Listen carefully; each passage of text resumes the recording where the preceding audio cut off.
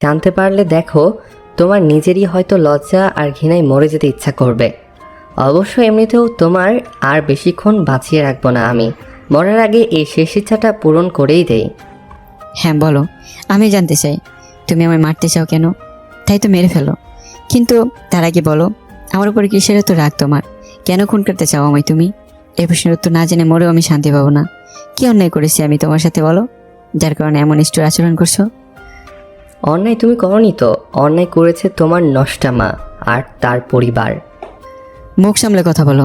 তুমি আমার মৃত মায়ের উপর এত বড় একটা আরোপ দিচ্ছ, কোন সাহসে? তো কি বলবো আর, যে মহিলা বিয়ের আগে কোনো পরপুরুষের সন্তান গর্ভে ধারণ করে সে যে নষ্টা না তো কে নষ্টা? আমার প্রশ্নের উত্তর তুমি। কি বলছো তুমি এগুলো? আমার মা এমন কাজ করতে পারে? আমি মরে গেলে বিশ্বাস করি না। নিজের দোষ ঢাকার জন্য আমার মাকে মিথ্যা অপবাদ দিচ্ছ। আর সে তো শুধু আমার মা নয়, তোমার স্ত্রী সে। অবশ্য তোমার মতো মানুষের পক্ষে সব সম্ভব, এতটুকু বুঝে গেছি আমি। তুমি যা বোঝার বুঝে নাও, কিন্তু তাই বলে সত্যিটা পাল্টে যাবে না। সত্যি? কিসে সত্যি? যখন তোমার মায়ের সাথে বিয়ে হয় আমার, তুমি তার গর্ভে প্রতিপালিত হচ্ছ, তখন ঠিক 4 মাসের অন্তঃসত্ত্বা তোমার মা। আমি এখনো জানি না তোমার কথা কতটুকু সত্যি। যদি ভুলেও তাই হয়ে থাকে, তবে আমার আসল বাবাকে বলো, কার ওরসে জন্ম হয়েছিল আমার। কি হলো, হাসছো কেন তুমি? সেটা তো নিজেও জানি না আমি। শুধু আমি কেন, পৃথিবীর কেউই জানে না তোমার বাবা আসলে কে, এমনকি তোমার মাও না। মানে? মানে কি শুনলে নিজের কানকে বিশ্বাস করতে পারবে না তো? তুমি তো একেবারেই বিশ্বাস করো না আমায়। বলো। মানে হলো এটাই, তোমার জন্ম সাধারণভাবে হয়নি, কারো ধর্ষণের ফলে জন্মেছ তুমি। তোমার মায়ের ওপর একদল পশু হামলা চালায়, সেই নরপশুর ভেতর থেকে কারো একজনের অংশ থেকে যায় তোমার কুমারী মায়ের পেটে। আর আজ সেই অংশটা আর কেউ না, তুমি নিজেই, যার না আছে কোনো পরিচয়, না আছে কোনো ধর্ম, কোনো বংশ। তবে বুঝে নাও কে তুমি। তুমি তো কোনো মানুষের পর্যায়ে পড়ো না, রাস্তার পশু। আর তোমার ভেতর কি তফাৎ আছে এতটুকু বলবে আমায়? এখন জিজ্ঞাসা করবে কেন ঘৃণা করি তোমায় আমি? বাবার কথাগুলো লোহার শেলের মতো বাজছে আমার বুকে। মনে হচ্ছে সেই শেলের আঘাত বুকটাকে রক্তাক্ত করে দিয়েছে আমার। জীবনের পর্যায়ে সে এত বড় একটা তিক্ত সত্যের মুখোমুখি হতে হবে ভাবতে পারিনি। অশ্রুসিক্ত যে আবারও বাবাকে প্রশ্ন করি, আমার মায়ের এত বড় সর্বনাশ হলো কি করে? কি ঘটেছিল সেদিন তার সাথে, বলো আমায়। আজ থেকে 28 বছর আগের কথা। তোমার মা একটা বেসরকারি প্রতিষ্ঠানে চাকরি করত। আর্থিক অবস্থার দিক থেকে তার পরিবার খুব একটা সচ্ছল ছিল না, তাই বাধ্য হয়ে এই পেশা বেছে নিয়েছিল তোমার মা। অফিস থেকে ফিরতে তার অনেক দিন বেশ রাত হতো, কখনো 9টা, কখনো 10টা। হয়তো একদিন রাত 8:30টার দিকে অফিস থেকে বের হয়েছিল, রাস্তায় গাড়ির জন্য অপেক্ষা করতে থাকে সে। সেদিন আবহাওয়াটা বেশ প্রতিকূল ছিল, ভারী বৃষ্টির সাথে ঝড়ো বাতাস বয়ে চলছে ক্রমাগত। এই সময় গাড়ি পাওয়া মুশকিল। বেশ কিছুক্ষণ অপেক্ষা করলো তোমার মা, কিন্তু ভাগ্য তার সদয় হলো না। এরপর সে নিরুপায় হয়ে বাড়ির উদ্দেশ্যে হেঁটেই রওনা হয়। বেশ কিছু পথ অতিক্রম করার পর তার মনে আশার আলো সঞ্চয় করে একটা ট্যাক্সি এসে উপস্থিত হয়। তোমার মা দেখতে পায় ভেতরে 2জন ভদ্রমহিলা বোরখা পরে বসে আছে। পুরুষ বলতে ড্রাইভার একজনই। বিষয়টা বেশ ইতিবাচক মনে হলো তার কাছে। তারপর সে ট্যাক্সিতে চেপে নিজের বাসার উদ্দেশ্যে ছুটে চলল।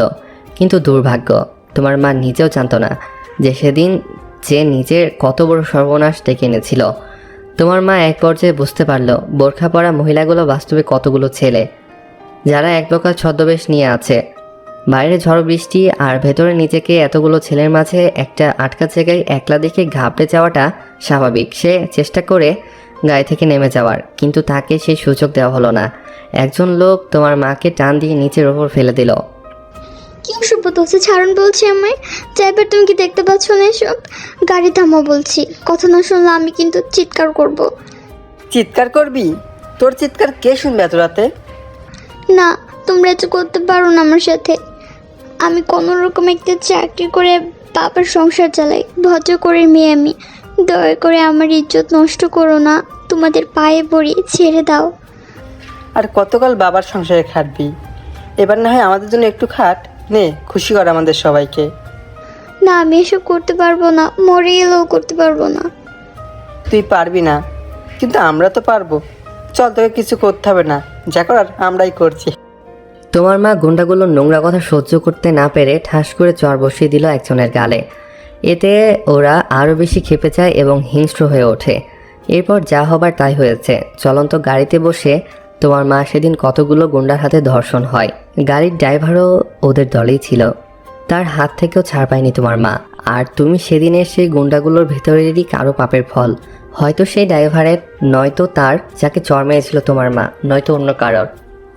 কথাগুলো শুনছি আর চোখ বেয়ে জল গড়িয়ে পড়তে লাগলো। যে ছেলেকে নিজের কানে তার মায়ের দর্শন আবার গল্প শুনতে হয়, জানি না কোন পাপ করেছিলাম যার জন্য সৃষ্টিকর্তা এত বড় শাস্তি দিচ্ছে আমায়। তবে যাই ঘটুক না কেন, আমার মৃত মায়ের ওপর যে এতটুকু সম্মান বা শ্রদ্ধা কমে যায়নি আমার। বিপরীতে এখন আফসোস হচ্ছে আমার, তার এত বড় ত্যাগের উপযুক্ত মর্যাদা দিতে পারিনি তাকে। তার আগে মা ছেড়ে গিয়েছে। তথাকথিক আমার বাবা বলে ঢাকা লোকটাকে উদ্দেশ্য করে বলি, তুমি এত সুন্দরভাবে আমার মায়ের সাথে ঘটা অন্যায়ের বর্ণনা করলে আমার সাথে, আবার তাকে নষ্ট বলছো কোন মুখে? বিবেক বুদ্ধিকে সব বিসর্জন দিয়ে ফেলছো। আর তুমি সব কিছু জেনেও কেন বিয়ে করতে গেলে আমার মাকে, যদি তোমার চোখে এতটাই খারাপ সে? না, আমি তো প্রথমে কিছুই জানতাম না। হ্যাঁ, তবে আমার বুড়ো বাপ আর মা ঠিক জানতো।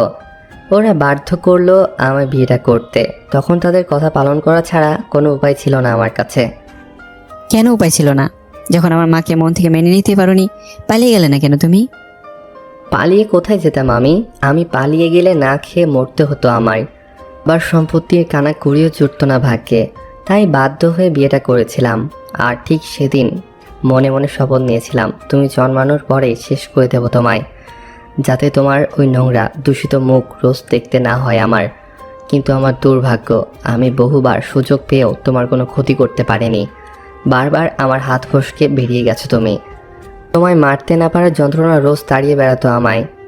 রাতে ঘুমাতে পারতাম না, কখন তোমার লাশটা নিজের চোখের সামনে দেখবো আমি। আমার মাকেও তুমি মেরেছো, তাই না? আমি এবার বুঝতে পেরেছি, আমার মায়ের মৃত্যুর পেছনে নিশ্চয়ই তোমার হাত আছে। না, আমি কিছুই করিনি। মিথ্যে বলছো তুমি। তুমি আমাকে মারতে পারো যেটা নিজের মুখে স্বীকার করছো তুমি। আমার মাকে তুমি মেরেছো। তোমার মতো জানারের পক্ষে সব সম্ভব। পৃথিবীর সব থেকে জঘন্য কাজটা তোমার পক্ষে করা সম্ভব। বললাম না আমি কিছু জানি না। তোমার মাকে মারিনি আমি, এমনিতেই তোমায় একটু পরেই মেরে ফেলবো আমি। আমার বন্দুকের গুলি তোমার বুক ঝাপটা করে দেবে। তোমায় মিথ্যা বলবো আমি কিসের ভয়ে? তাছাড়া এত কেন জানতে চাইছো তুমি? তুমি জিজ্ঞেস করলেই আমি তো সব গড়গড় করে বলে দেবো না তোমায়। আমি মনে মনে ভাবছি সত্যিই তো, যে আমাকে একটুবারে পৃথিবী থেকে সরিয়ে দেবার জন্য প্রস্তুতি নিচ্ছে। সে নিজের সমস্ত কৃতকর্মের কথা স্বীকার করলো নিজের মুখে। মাকে খুন করলে সেটা বলতে সমস্যা কোথায়? তবে কি মায়ের খুন অন্য কারো হতে হয়েছে? যদিও আমার সেদিন একটা মেয়ের সাথে ধস্তাধস্তি হয়েছিল, কিন্তু তাকে তো আমি সরাসরি মাকে খুন করতে দেখিনি। সে আমার মায়ের খুনি এটা ধারণা করাও মাত্র আমার। তবে কি এটা হতে পারে মায়ের খুন নকল চেষ্টার কাজ? আর কানের দুল পেয়েছিলাম আমি, কিন্তু ও আমার মাকে কেন মারতে যাবে? শুধু নকল চেষ্টা নয়, মাকে যদি এই লোকটা খুন না করে অন্য কেউ খুন করে থাকে, তবে তার কারণটা কি? আমার মায়ের সাথে কি যোগাযোগ তার? কি এত ভাবছো এখন? আর এত ভেবে কি হবে? আমার হাতটা যে বড্ড নিষ্পিস করছে। সে চাইছে আমি কখন পিস্তলটা তুলে তোমার মাথা বরাবর শেষ গুলিটা চালিয়ে দেই। আজ যখন সবটা জেনেই গেছো তুমি, আর কিছুতেই বাঁচিয়ে রাখা যাবে না তোমায়। তুমি আমায় অনেক আগে মেরে দিয়েছো। তোমার এগুলো আর কি মারবে আমায়? মরতে ভয় পাই না আমি। তবে একটাই আফসোস রয়ে গেল, মায়ের খুনিকে জেনেও যেতে পারলাম না। জানো তো, এক জীবনের সব ইচ্ছা পূরণ হয় না মানুষের। শুভ কাজে আর দেরি করতে চায় না। গুড বাই মাই সান। এই বলে সে আমার মাথায় বরাবর পিস্তলটা তাক করলো। নিজের মৃত্যুকে যেন সাক্ষাৎ থেকে দর্শন করছি আমি। চোখ বন্ধ করে মৃত্যুর জন্য অপেক্ষা করছি, কারণ আমি ভালো করেই জানি আজ এই নরপশুর থেকে রক্ষা নেই আমার। হঠাৎ আমাকে অবাক করে দিয়ে আমার তথাকথিক বাবা চিৎকার দিয়ে মাটিতে লুটিয়ে পড়লো। আমি লক্ষ্য করলাম তার বাহুতে একটা ছুরি বিঁধে আছে। স্টোর রুমের দরজার সামনে দাঁড়িয়ে আছে চেষ্টা, আর নকল সিস্টার মা, সাথে নকল সিস্টারও আছে। তবে ছুরিটা কার হাত থেকে ছুটে এসেছে বুঝতে পারছি না আমি। তোমার সমস্ত খেলা শেষ। আজ তোমার নিজের হাতে শেষ করে ফেলবো আমি। না, প্রজ্ঞাকে ওকে কিছুই করবে না তুমি। ওর যা ব্যবস্থা করার আইন করবে। আমরা আইন হাতে তুলে নিতে পারি না। প্রজ্ঞা শ্রেষ্ঠার কথায় কিছুটা শান্ত হলো। এদিকে শ্রেষ্ঠা আমার দিকে এগিয়ে আসলো, তারপর আমার বাঁধন খুলে দেয়। তুমি ঠিক আছো তো? হ্যাঁ, আমি একদম ঠিক আছি, আমার কথা চিন্তা করো না। না, ও ঠিক নেই। দেখো শয়তানটা ওর মাথায় কি অবস্থা করেছে, রক্তের দাগ এখনো শুকায়নি। থামো থামো, 1 মিনিট। তোমাকে তো আটকে রেখেছিলাম আমি এই ঘরে, তারপরে তুমি একটা সিনক্রেট করে ফাঁসি দিলে আমায়, আবার এখন এসে নাটক করছো। আর তোমাকে এখান থেকে মুক্ত করলো কে? না সৌহার্দ্য, তুমি ভুল ভাবছো। আসলে প্রজ্ঞা বাইরে গিয়ে ফোন করে আমাদের, যাতে আমরা যত দ্রুত সম্ভব এখানে চলে আসি আর আসল কালপ্রিটকে হাতে নাতে ধরে ফেলতে পারি। সে বুঝলাম, কিন্তু এখান থেকে ওকে মুক্ত করলো কে সেটা আগে বলো আমায়। যখন তোমার বাবা স্টোর রুমে ঢুকে পড়ে, আমাকে দেখে বেশ অবাক হয়ে যায় সে। আমি তাকে সাহায্য করার প্রতিশ্রুতি দেই, বিনিময়ে সে ছেড়ে দেয় আমাকে। আমি জানতাম আজ অনেক বড় অনর্থ ঘটবে তোমার সাথে, তাই এই বুড়োর সাথে নাটক করে বাড়ির বাইরে গেলাম। কিন্তু ও নিজেও জানতো না ওর জম নিয়ে ফিরবো এই বাড়িতে আমি। একদম ভালো করলে না তোমরা আমার সাথে। আমাকে ধোকা দেওয়ার শাস্তি সবাই পাবে, একে একে সবাইকে শাস্তি দেব আমি। একদম চুপ থাকো তুমি। তোমার অতটুকু ভয় হচ্ছে না আমাদের সবাইকে একসাথে দেখে তোমার নিজের চোখের সামনে, যাদের সবাইকে নিজের হাতের পুতুল বানিয়ে রেখেছো তুমি? আমাদের সবাইকে ঠকিয়েছো তুমি শুধুমাত্র নিজের স্বার্থে। আজ তো নিস্তার নেই তোমার। দেখো কি করি তোমার সাথে আমরা। আমি দেখতে পাচ্ছি শ্রেষ্ঠের চোখে ক্রোধের আগুন। শুধু শ্রেষ্ঠ নয়, প্রজ্ঞা চোখ বেয়েই আগুন লাভা বেরিয়ে আসবে। সত্যিই তো, আমার কথা বাদ দিলাম, ওদের দুজনের জীবনটা নষ্ট হয়েছে শুধুমাত্র একটা লোকের জন্য। পৃথিবীতে মানুষ সব কিছুর সাথে আপোষ করতে পারে, তবে নিজের জীবনের সাথে নয়।